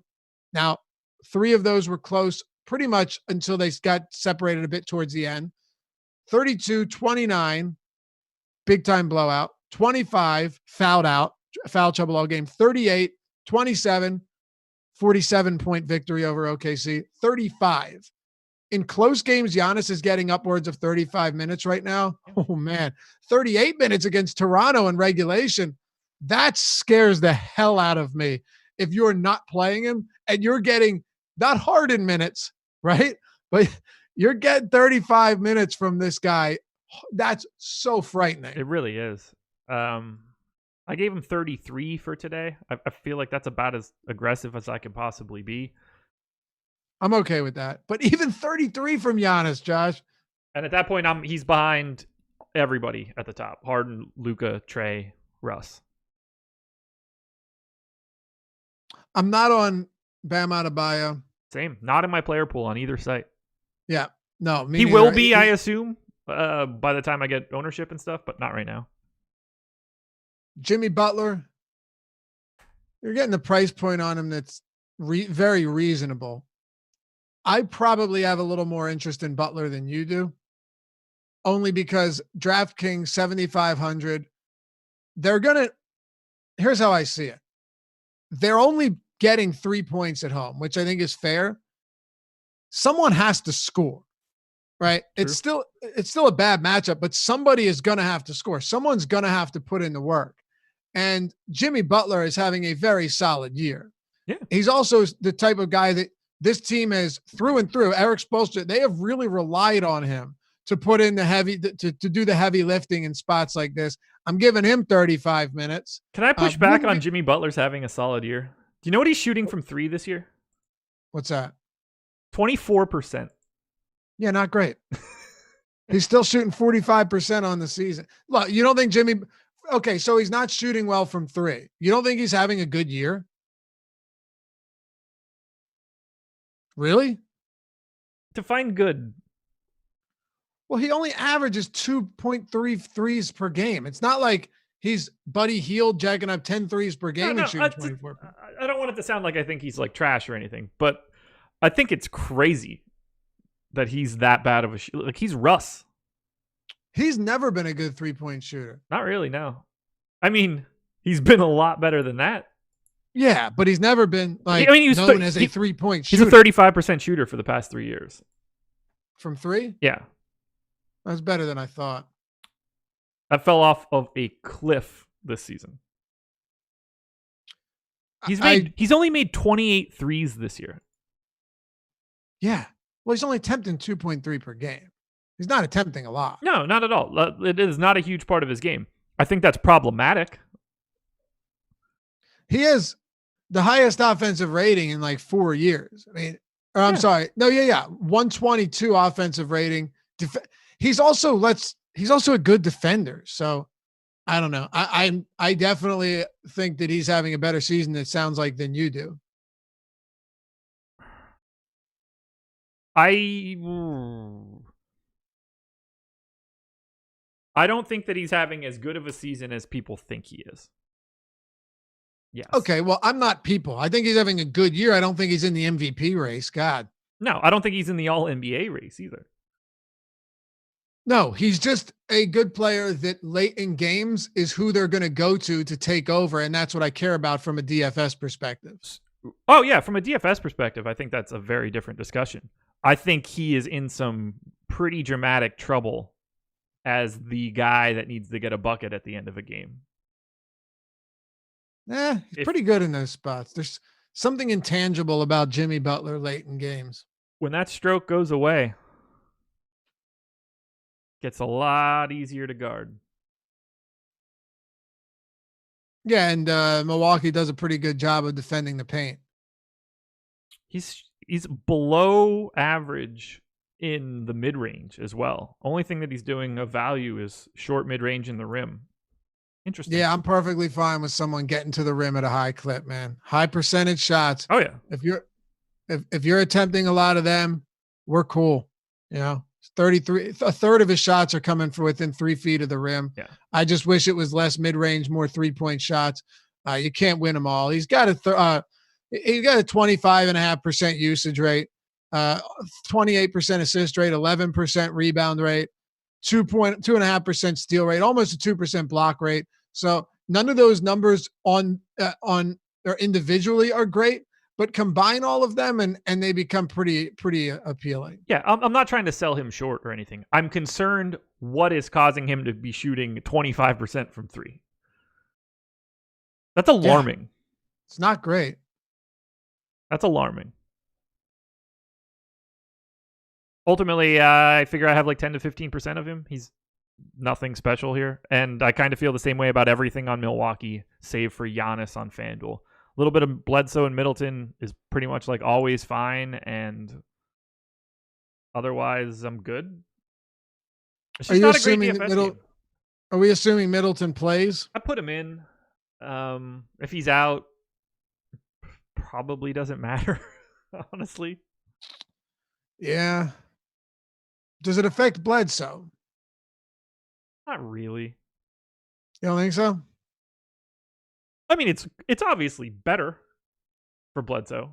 It's just one less guy that's really good to take some looks, but there's still a guy named Giannis, yeah. I'm pretty sure I know where the answer to this question is going to go. Who's a better basketball player, Jimmy Butler or Chris Middleton? So you're going to go with Middleton, obviously. I am going to go with Middleton. That is for darn sure. All right, tell me why, other than his 3-point shooting. Well, obviously that is fantastic. I would gather that at this point in time, can we call them equals defensively?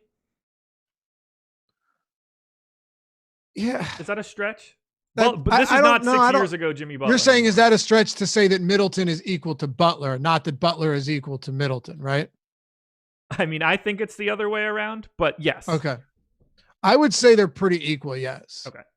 And the results would bear that out.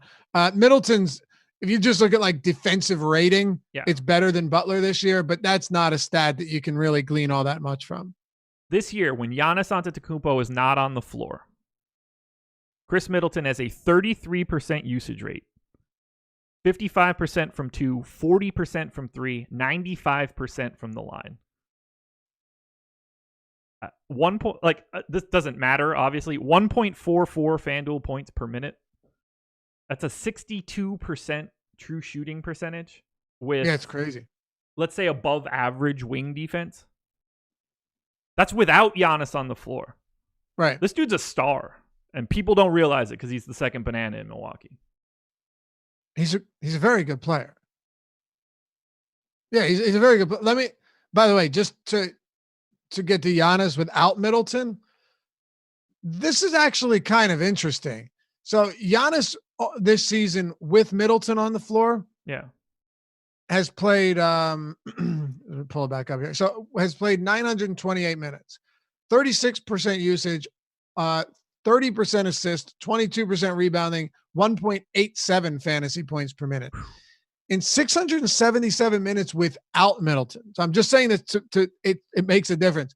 39.2% usage, 38% assist rate, 21% rebound, 1.95 fantasy points per minute. That dude is, I love Giannis. Crazy numbers. No skill, but good numbers. I'm joking, obviously. Bledsoe with Middleton off. He's just good because he's 7 feet tall. Exactly.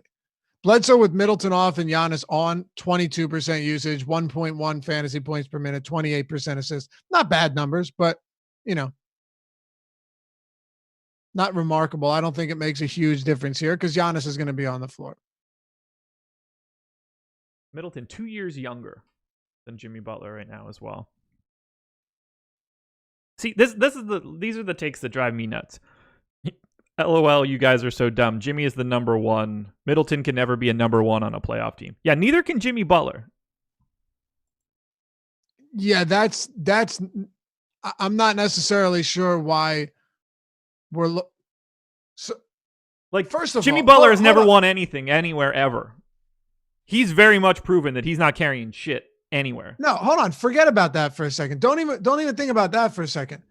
Think about the fact that we're saying that Middleton couldn't be first of all, would he be the number one on a playoff team? It depends who you have around him. Yeah. If you took Giannis Antetokounmpo off the floor this season, he's number one on a playoff number team. One, and you don't think they'd be a playoff team? Yeah. That is bizarre. It wouldn't be because of him. He's doing literally everything. It's lunacy. And by the way, if you're wondering how they've done without Giannis on the floor this season, they're 5-1. Yeah, they're 5-1. Actually, here we could look at this. They score 104 points per 100 possessions and give up. Okay, this is just not showing me the correct information. Then thanks, Wowie. Let me pull it up in cleaning the glass. Yeah, it's staggering. It's staggering. So that's a terrible, terrible way to describe that. But it's also, it's like, it's not a fair way to describe it anyway, because if you put Middleton as your number one on the Warriors, okay, fine. Put Butler as your number one on the Warriors, fine. Right. Doesn't make a difference. They both have very good supporting casts. Yeah. Cantor says, if you dropped Middleton onto Atlanta, are they a playoff team? With Trae Young, with John Collins in a bad Eastern Conference, yeah, they are. Yeah. And I think Butler, they would be. I would say that Butler makes them, I don't want to say worse, but they'd be better off with Middleton. Because of the 3-point shooting. But if you put Jimmy Butler on that team, they'd probably still be a playoff team. I would agree. 76 percentile offensive efficiency for the Bucks with Giannis off the floor. And 93rd, 117 offensive rating with Middleton on and Giannis off, 107.6 defensive rating. So they're 10 points to the good, and Middleton is fantastic. Sorry, I've been looking into Chris Middleton a lot lately and just realizing how ridiculously underrated that dude is. Anthony Marcus says, Jimmy is better. Y'all are just looking at this year's stats. Well, why don't we look at all of Jimmy? I mean, if I add last year into it, I'm sure that he's going bananas. Chris Middleton is, I assume, played the most possessions here. 33% usage rate, 50, 40, 90. Just absolutely dominant. By the way, I'm a huge Jimmy Butler fan. Like, he was great for the Sixers last season in the postseason. Yeah. But I just, it's funny that I've got flipped to the other side of this one. I just don't. I think you're right that Middleton doesn't get enough respect.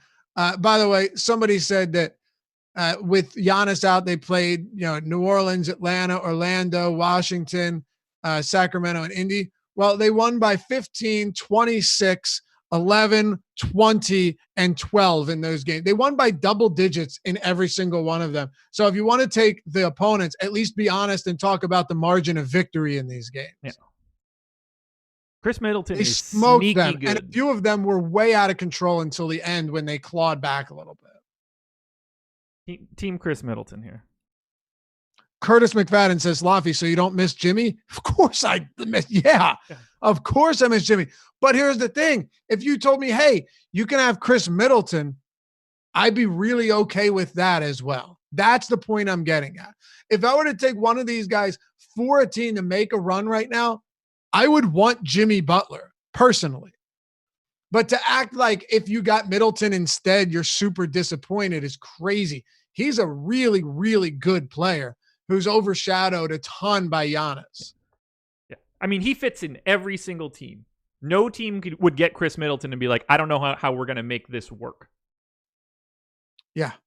Like he's the prototype now of the, he's like the best version of Robert Covington in the history of the world. Jojo says, so what? Those teams lose by double digits all the time. Well, then I don't know what type of a benchmark you want. Like if So what would it take for what would it take for Middleton to be considered a good player that can shoulder a huge load with Giannis out? Whatever. Fun to talk about. I didn't realize how good Chris Middleton was playing with Giannis off the floor this season, and I started to think like, that dude is fully slept on. Wild. I just assumed like his numbers looked okay, but he wasn't nearly as efficient. And it turns out that he's eating 33% of the possessions and is like a 95th percentile efficiency guy. Never would have expected that. No, for sure. Bulls and Mavs. Mavs 3.5 point favorites in Chicago. I have 3 people in my player pool in this entire game. Zach LaVine for the Bulls, and that is it. Luka Doncic on both sites. Very much in play. 4th at point guard, but 7th overall on DraftKings. And then Dorian Finney-Smith for 4,300 on DK, which will go away the moment any value shows up. I assume Luka plays in this game. That's the direction I'm going right now. Yeah. Do you think Porzingis is going to sit? Yes. Okay. I have him in for right now, but either way, clearly love Luka. If Porzingis sits, you're going to want to look at Maxey, but this is not a good DFS game. Porzingis played 37 minutes last night, 39 2 days before that. I think it's an opportune spot for Rick Carlisle to give him a rest here. Maybe he won't, but that's a lot of playing time for somebody that was, limited earlier in the season. So I've got him out. But when it comes to Luka, so you've got Giannis, Harden, Trae Young, Luka, and Westbrook, all of these guys on DraftKings specifically above 10K. Yeah. So Dallas is only favored by 3.5 points, depending on where you're looking. I was a little bit surprised by that, Josh, even with Porzingis not projected to play.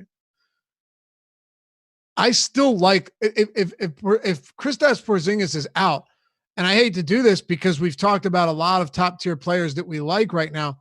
I still really like Luka Doncic a lot. Yep. I mean, there's nothing about Chicago that scares me. The only thing is that, they don't exactly play at a fast pace, but this total's right around the middle, 224.5. I mean, Luka's still one of the best players in the world. He leads his team in almost every relevant statistical category, a fantasy relevant category.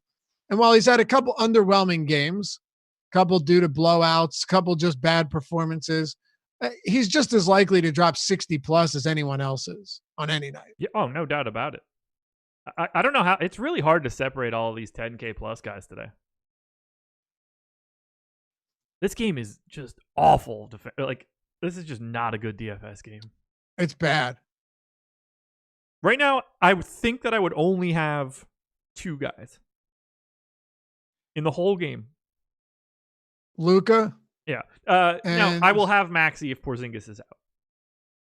Yeah, I think that you'd be forced into doing that. Yeah. Luka and is the like other 5% Zach LaVine. I was going to say Zach LaVine, yeah. Otherwise, I can't recommend anybody in this game. Keep an eye on a couple of these injuries. It shouldn't make a big difference, but it does seem like Chicago is closer to getting a few of these guys back on the floor. Otto Porter was questionable last I looked. Hutchison's still out. Daniel Gafford is active. Markkanen's doubtful, but he's getting closer. You're going to start seeing a lot of them return, but it shouldn't make a big difference for Zach LaVine. Expect him to get huge minutes regardless. He's still just more of like a tertiary option today with so many good mid-range and top-tier options. By the way, Wendell Carter is 3,600 on FanDuel. I just don't think he gets enough minutes to matter.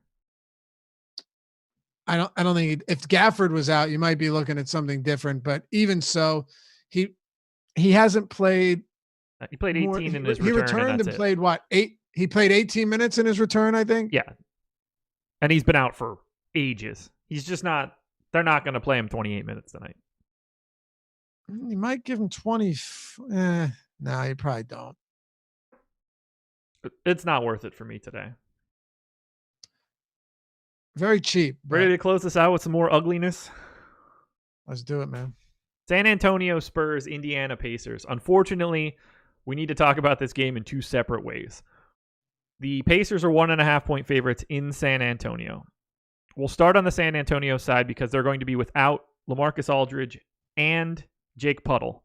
So we're going to see a lot of minutes, you would imagine, from Trey Lyles, Rudy Gay, potentially Drew Eubanks. We'll see how that goes. But right now, Trey Lyles is the guy that I like the most. 4,300 on FanDuel, my number 2 power forward. I think that DeJounte Murray looks okay on DK at 5,500. I'm not getting to Eubanks right now. I gave him 18 minutes. I don't know if he's going to get much more than that. How are you looking to roster the San Antonio Spurs with both of those guys out? With a lot of groups. Really, with you've got to be careful here. I do think though that DeRozan is still a little bit too cheap. The problem is, would you rather go with $7,300 DeRozan or $7,500 Jimmy Butler? I'd rather have Chris Middleton. Sorry, I had to.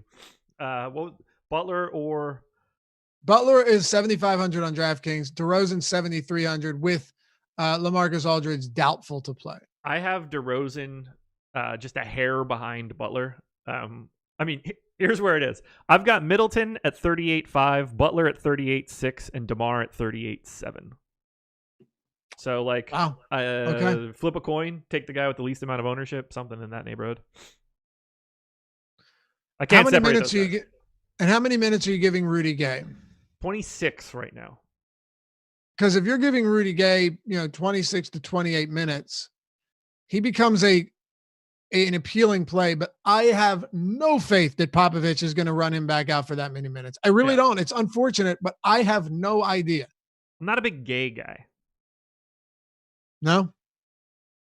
I can't help myself with that. Shout out to the late Rick Majerus. That is the most and worst low-hanging fruit. That might be your worst ever. You know that's not me, right? What are you talking about? You've never seen that clip? Oh, no. I thought you were making a terrible joke. Oh, I am. Sort of. Have you ever seen the Rick Majerus clip? No, I guess not. So Rick Majerus, they're on I believe Rudy Gay is still in college. And it's Rick Majerus, Steve Lavin, somebody else at the desk. They're talking about Rudy Gay. Majerus is like, I'm not a big Gay guy. And you see Steve Lavin's eyes lock the camera. He smirks a little bit and holds it together. And then Majerus keeps going. I feel like I have, but I don't remember. You had to have. Immediately, someone in Slack dropped that link into Premium Basketball so Laffy can see this after the show. So anytime that Rudy Gay is mildly in play, that's just a joke that I have to make. I cannot help it. So do you like him today? Yeah, absolutely. Okay. Nothing crazy, 5 to 10%er. He's one of those guys where every additional minute you give him is going to have wild swings in how much you're going to get of him. More so than usual. Because if you get him to 27 or 28 at 4,300, it's going to be problematic. Yeah, because he's right around the fantasy point per minute player. So it's a massive difference. What about Lonnie Walker? Here's another guy that plays 27 minutes, 23, 27, and then 11 minutes against Orlando. And that was with Jakob Poeltl getting hurt. Yeah. No idea what to do with him. No. You mentioned Drew Eubanks. What do you do with Eubanks? How many minutes is he? He played 26 against Orlando last time out. This is such a mess. And I begin to wonder against Indy if there's even much reason to try to figure it out. If you're hand building lineups, I don't know how much I'd bother trying to work in San Antonio players. If you're not, set groups and make sure that you're not getting overly exposed to them. I don't think you will. I think if you're projecting their minutes, at least somewhat reasonably, you're going to find yourself with less than you would think. I think so too. On DraftKings, no one is higher ranked for me than Trey Lyles at 26th. So it's not like someone is breaking free from the pack and just soaring to the top as a must-play guy. Right. Now, Lyles on FanDuel at 4,300, I think, is close. I don't want to say must-play, but he's going to be out there for a decent chunk of time at a power forward spot at a very discounted price. He played 40 minutes last game. Right? I'm only giving him 30. I know. So am I. And for all we know, he plays 10. No, he won't. But it's right on this slate specifically. It's the most difficult team to project minutes for. It really is. And the reason for that is so many of them can play whatever position. It doesn't really matter. Right. So yeah, if you're giving Lyles 30, you're going to get a lot. Yeah. Or at least a decent amount. DeMar is whatever. DeJounte Murray looks a lot better on DK than he does on FanDuel. I like Murray at 5,500 quite a bit, actually. Same. Look, he's 28th for me. That's a 10 to 15% guy, maybe 20% if it breaks correctly. This is just I hate trying to figure out the Spurs on days where there's no rhyme or reason to things. The word volatile isn't even right, because that would be more so speaking towards their production. You just can't get the minutes accurate even if you try. Yeah. I mean, you might for one game. It's easy to get like DeMar's minutes. Yeah. I'm talking about with DeMar's minutes, you know what you're getting. Sure. Yeah. With Aldridge, you know what you're getting. But even a guy like DeJounte Murray, you have no idea if he's going to play 21 or 30. None whatsoever. Nope. No clue. So treat this game with kid gloves. And then let's slide over to the Indiana. What? Nothing. Go ahead. I got nothing. If we slide over to Indiana, Miles Turner is the only guy that I'm interested in on DraftKings at 5,200. This basically just never stops for me on DK. FanDuel, I have 5 guys in my player pool. No one higher than 6th at their position. Oladipo, Warren, and Brogdon are all 10th or 11th. I don't really expect to get to anything from Indiana out of maybe like a couple lineups of Miles Turner. I have no real interest in anyone from this team, as a matter of fact. I really don't. I don't. Where are you looking at? Like you said, Miles Turner, sure. But I'll pose it to you this way. We can close it with this. If you're looking at the Pacers and you're comparing them to players at their position, how many of them are you going to look at and say, oh yeah, I have him top 5 at his respective position? It's very difficult to do. Like, do you want Miles Turner or Larry Nance? They're both 5,200 today. I would go Turner. I would still go Turner over Nance. Turner's a guy where I just need to see the ownership. If no one's on him, I want him on the off chance that today's the day he's going to block 7 shots. Right. If he's getting ownership, I'm safe not being there. And we've seen him do it. And with Oladipo, dude, I would love to run out a $5,700 Oladipo in normal circumstances. Right. But not today. Not today. Although he is going to have that monster blow up game where he erupts. You would think. He has to. The problem is he hasn't played even since the All-Star break. He still hasn't reached 30 minutes. That's my concern. If you want to take a wait and see approach, then you might have to catch it late. If you want to try and jump on that wave as Luka Doncic's probable now. There we go. As it's forming, then I don't think Oladipo is your worst option, because maybe he comes out, plays 33 minutes and his shooting has looked better lately. So I will at least retract my earlier statement about having no interest. Oladipo in tournaments, assuming he has 0 real ownership, isn't the craziest idea, but you have to know how volatile this is, and you might just continue to get 28, 29 minutes. I gave him 28.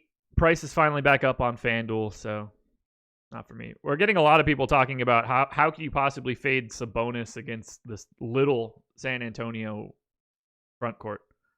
I mean, he weighs the exact same amount as Trey Lyles. Trey Lyles is only like 2 inches shorter. I think Lyles has quite the wingspan. I mean, it's not like Sabonis is Boban. No, I mean, he doesn't even play center. Yeah. I mean, he can, and he gets, a few center minutes, but he's a 4. Yeah. He's fine. I'm good. I won't have him on DraftKings. That much I know. I have him as a decent option, but furthest thing from a priority here. 8,800 on DK today.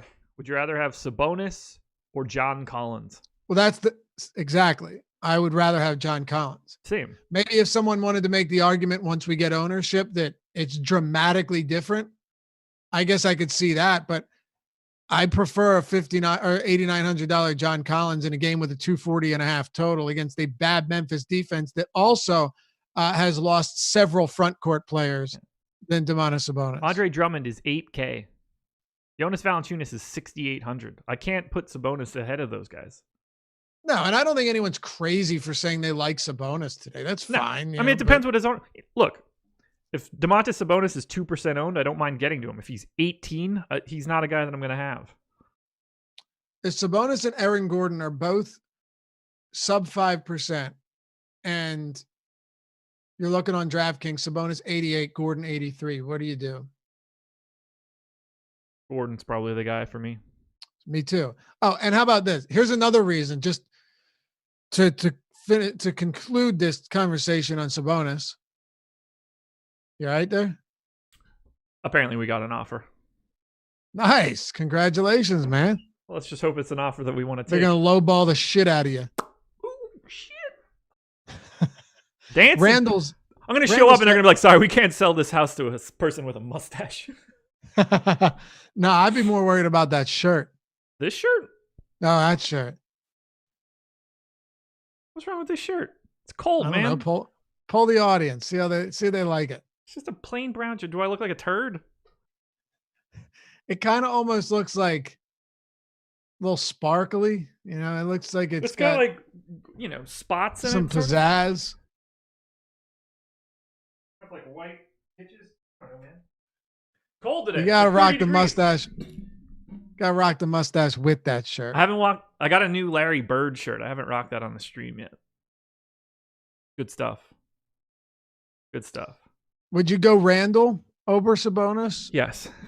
So would I. Josh wears human skin. That's good. That's good. It's fine. Looks like a thin wool sweater. Exactly. It's cold. No. That's the problem with it. Why is that a problem? Who wears wool, bro? It's not wool. But it looks like wool. But it's not wool. Do you rock wool? I would. Would you? Why wouldn't you? What's your problem with sheep, bro? What's that? What's your problem with sheep? Nothing. I just don't want to wear them. I do. You prefer it to be human skin? The guru says the color is in fashion this season. Well, there you go. The guru. Yeah. It's coming from the guy with the gauges in his ears. Galen says, you look like a 70s appliance salesman at Sears. That's fine. That's probably a good gig at the time. I don't think, it was, man. You know, I was thinking about this the other day, and Sears could have been the next Amazon. They started with the brochure, like the Sears catalog, before it was even in like actual brick and mortar. Dude, you used to be able to buy houses in those things. They would ship you all the parts to build you a home. You could buy any. Well, that's why I'm saying they could have been Amazon if they had made the move to the internet and innovated there, but they didn't. Yeah. And now they're all going out of business. Chris Franklin, Josh got that shirt from Kohl's. He has it in like 5 flavors. Flavors is a funny way to describe that. But I actually do think that this shirt came, if I had to guess, from TJ Maxx. I do have another. I have a green version of this as well. David Henry says, "Please don't get to 200 likes." Yeah, I agree. We should be getting to 200 likes. We're about to wrap this up. 100. We got 192, 700 people in here, guys. Hit that thumbs up. Laffy, sum it up. Favorite plays on DraftKings. Let's get out of here so I can take a leak. Atlanta, Memphis. That's fair. New York, Houston, and. I'm serious about that, by the way. Just the ones that we discussed.